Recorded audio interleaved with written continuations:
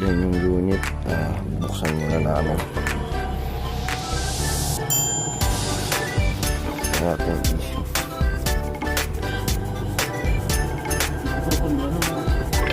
Spin dry yan. Spin dry lang.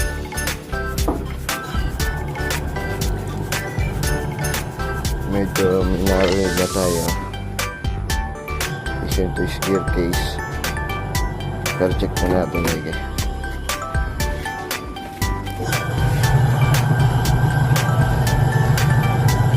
Wow! Medyo may tama na. Medyo nalilate siya pag umiikot. Ang gagawin natin, adjustment para natin ilalim para mas lumakas pa yung ikot niya. Ayan siya, functioning na. Spin mode. Pilingan natin kung mag-aero pa.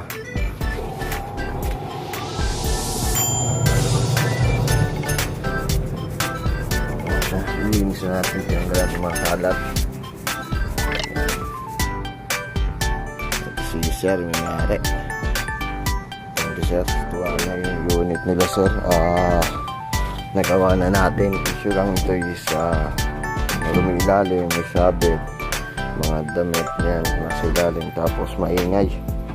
Kasi kaya maingay, dami niyang kalat sa ilalim. Tapos yan, sira na rin yung balancer sensor tsaka door sensor.